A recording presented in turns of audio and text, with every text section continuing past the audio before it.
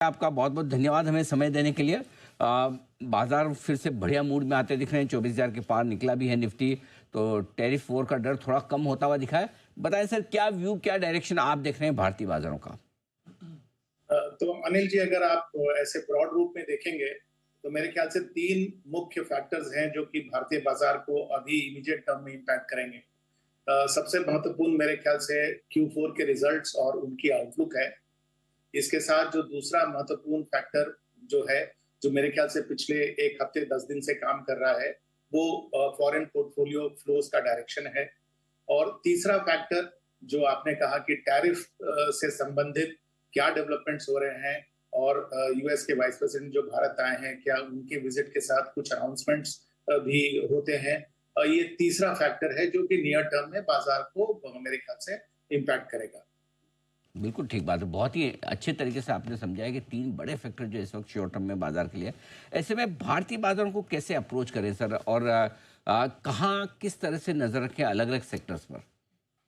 तो अनिल जी, हम लोग इंटरनली पूरे बाजार को चार भाग में बांट देते हैं: consumer facing companies, industrial companies, financial companies and export oriented.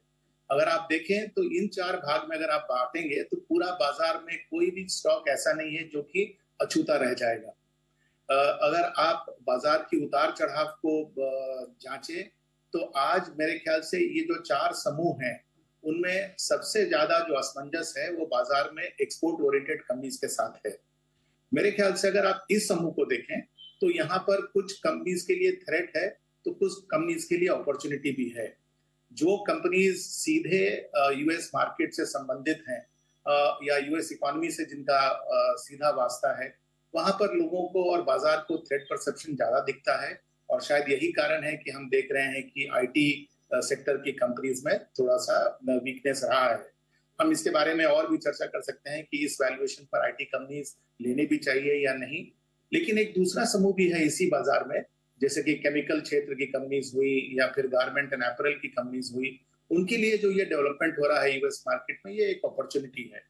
तो ये एक समूह है बाजार का जो इम्पोर्टेंट है। दूसरा जो मेरे ख्याल से इंडिया के मार्केट के लिए ज्यादा इंपॉर्टेंट है, वो है इंडस्ट्रियल समूह की कंपनीज का। क्योंकि जो भी टैरिफ को लेकर चर्चा हो रही है, जो डेवलपमेंट हो रही है, उससे भारतीय industrial companies by and large अछूते रहेंगे। और इनकी जो इस क्वार्टर की रिजल्ट और आगे की जो उनकी ऑर्डर्स और ग्रोथ के प्रति जो उनका आउटलुक आएगा, वो मेरे ख्याल से बाजार के लिए बहुत ही इंपॉर्टेंट रहेगा। रह गए बाकी दोनों, कंज्यूमर और फाइनेंशियल। तो कंज्यूमर में देखिए मिक्स्ड है ओपिनियन राइट नाउ। फाइनेंशियल्स ने जिस तरह का प्रदर्शन अभी दिखाया है, बाकी के रिजल्ट्स अगर आए उन्होंने इसी तरह का अगर प्रदर्शन दिखाया, तो मेरे ख्याल से एक अच्छी व्यू रचना बन गई है भारतीय बाजार में इस लेवल को सस्टेन करने की और शायद और धीरे धीरे ऊपर जाने की। तो ये आपके लिए चार अलग अलग थीम्स है जिन पर अलग अलग आप तरीके से विचार कर सकते हैं। अब आइए सर, नतीजों के सीजन पर बातचीत करते हैं। दो बड़े दिग्गज सेक्टर के रिजल्ट्स बड़े दिग्गजों के आगे हैं। अब तक का विश्लेषण क्या है और आगे के लिए क्या आउटलुक है? तो देखिए, जो दो आप शायद रेफर कर रहे हैं आईटी और फाइनेंशियल सेक्टर की, तो आईटी में देखिए जो रिजल्ट्स आए हैं उन्होंने बाय एंड लार्ज डिसअपॉइंट किया है। लेकिन इसके बावजूद अगर आप देखें तो आईटी के स्टॉक्स जो हैं वो बहुत ज्यादा करेक्ट नहीं कर रहे हैं। मेरे ख्याल से इनके पीछे दो कारण हैं।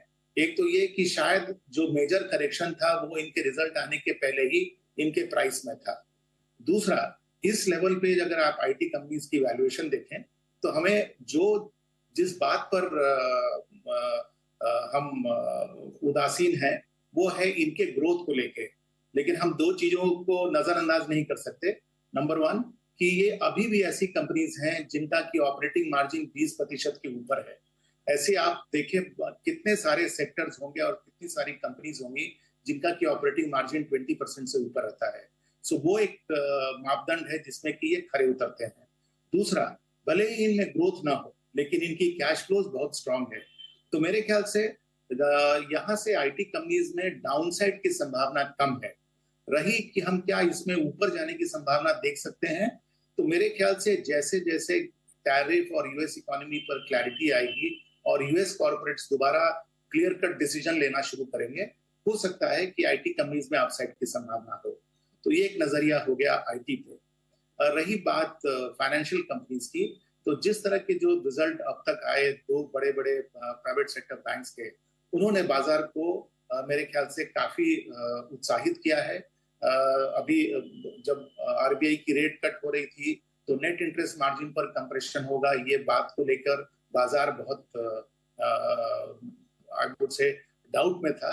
लेकिन जिस तरह से अर्निंग्स ग्रोथ आई है, खास करके नेट इंटरेस्ट इनकम के ग्रोथ के कारण, वो लगता है, और जिस तरह का गाइडेंस उन्होंने दिया है क्रेडिट ग्रोथ पर, उससे लगता है कि ये सेक्टर जो कि बाजार में एक मेजर वेट भी रखता है, वो बाजार को बहुत स्ट्रॉन्ग फाउंडेशन और स्टेबिलिटी देगा।